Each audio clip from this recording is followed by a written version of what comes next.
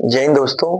आज जिस टॉपिक पर या जिस कंटेंट पर हम बात करने जा रहे हैं वो भी एक ज्योमेट्री से ही है। लास्ट वीडियो में मैंने ज्योमेट्री का आपको एक कॉन्सेप्ट और समझाया था जिसके अंदर हमने इन सेंटर और सरकम सेंटर के बारे में बात की थी। आ जाइए, आज फिर हम एक नई वीडियो में एक नई दोबारा सेंटर की बात करेंगे। मैंने हम समझाया था जब क्या होता है, जब जब वृत्त वृत्त के अंदर वृत्त के अंदर त्रिभुज हो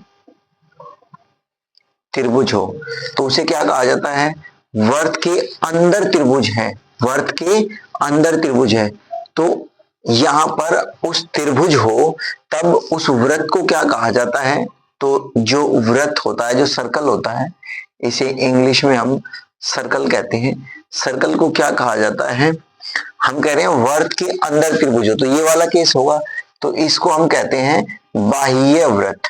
इसको क्या कहा जाता है, बाह्य वृत्त। देखो, जब एक राइट एंगल ट्रायंगल हो तो आज की प्रॉपर्टी किसके लिए है, आज की प्रॉपर्टी है राइट एंगल ट्रायंगल के लिए।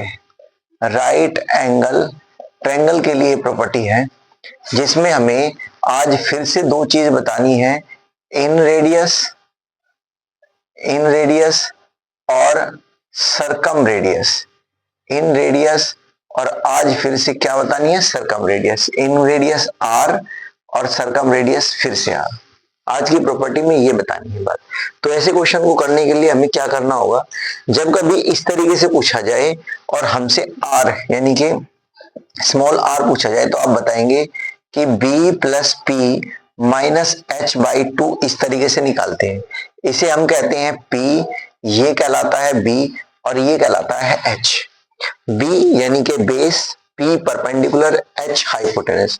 उसी तरीके से यहां पर ये क्या होता है, ये होता है p, ये होता है b और ये होता है h।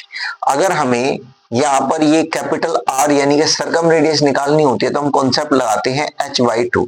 उम्मीद है दोस्तों आपको ये दोनों कॉन्सेप्ट जो है बहुत अच्छे से याद रहेंगे और आप इनको अप्लाई भी कर पाओगे क्वेश्चनों में।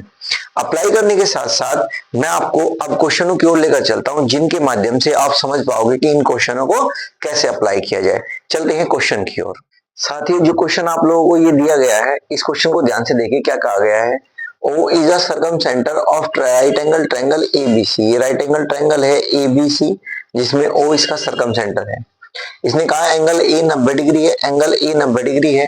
AB दिया है 15, AB 15 सेंटीमीटर। AC दिया है इसने 12 से 20 centimetre. Then find the radius of circum circle. इसके लिए हमने बात समझी है कि R निकालने के लिए हमें क्या करना होगा, h/2 करना होगा। ये बात तो हमने अभी समझी थी, मैंने आपको भी समझाई है।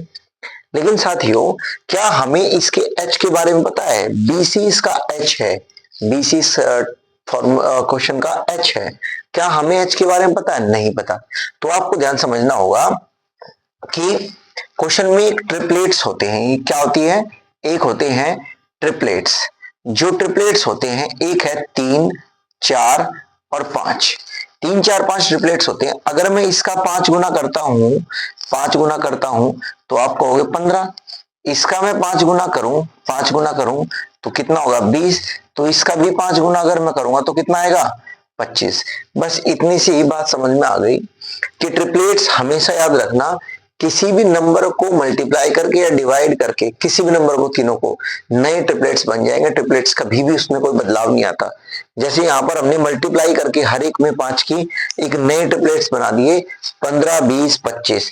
तो हमें पता चल गया ये इसका हाइपोटेनस था तो इन ट्रिपलेट्स में ये हाइपोटेनस होगा। तो यहां से बात समझ में आई कि ये कितना होगा, 25।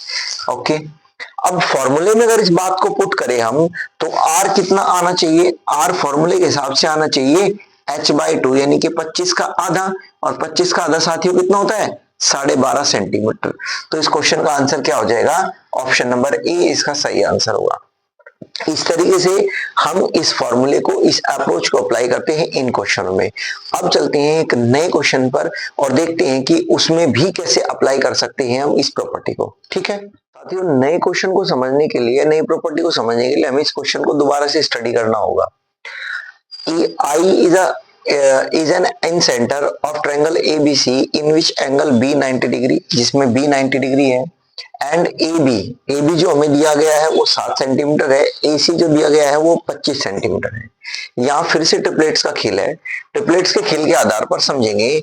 जो ट्रिपलेट्स होती है, अगर हम ट्रिपलेट्स की बात करें तो ट्रिपलेट्स होती है ये 7, 24 और 25 का पेयर होता है। ट्रिपलेट्स का 7, 24, 25 का पेयर होता है। ट्रिपलेट्स का मतलब ये होता है जो एक राइट एंगल ट्रायंगल है, उस राइट एंगल ट्रायंगल के अंदर जो साइड्स है उनका पेयर कुछ इस तरीके से हो, कुछ इस तरीके से फॉलो करे कि अगर h का स्क्वायर किया जाए तो वो b के स्क्वायर और p के स्क्वायर के बराबर हो, तो उसको हम ट्रिपलेट्स कहते हैं। जो नंबर इस पैटर्न को फॉलो करते हैं उन नंबर को हम ट्रिपलेट्स की कैटेगरी में रखते हैं। साथियों, ये ट्रिपलेट्स होते हैं। अब हमने देखा कि इस आधार को या इस पैटर्न को अगर फॉलो करें तो ये वाला जो है 24 आना चाहिए और 24 ही होगा। फिर अब हमने देखा कि जिस आधार पर हमने इसका फॉर्मूला देखा था स्मॉल r के लिए कि b plus P minus h by 2 करेंगे तो हमें इन रेडियस मिल जाएगी। बिल्कुल सेम इसी पैटर्न को या इसी प्रोसेस को फॉलो करते हुए हम इसमें वैल्यू रखते हैं। हमने वैल्यू रखी 7 प्लस 24 माइनस का 25 बटे 2, तो आप कहेंगे 6 बटे 2, दैट मीन्स 3 सेंटीमीटर इस क्वेश्चन का आंसर हो जाएगा और आप टिक करा देंगे ऑप्शन नंबर 1। उम्मीद है आज के ये दो कॉन्सेप्ट भी आपको क्लियर हुए होंगे और आपको समझ में भी आई होगी बातें। अगर मेरे साथियों भाई अगर आपको बातें क्लियर हो पा रही है और कॉन्सेप्ट समझ पा रहे हैं बहुत अच्छे तरीके से, तो मैं आप लोगों से एक रिक्वेस्ट करता हूं कि आप अपने चैनल को लाइक करें, शेयर करें और सब्सक्राइब जरूर करें ताकि आपको नोटिफिकेशन जरूर मिले। मिलते हैं अगली वीडियो में। इस बात को यहीं विराम देते हैं। तब तक के लिए नमस्कार साथियों।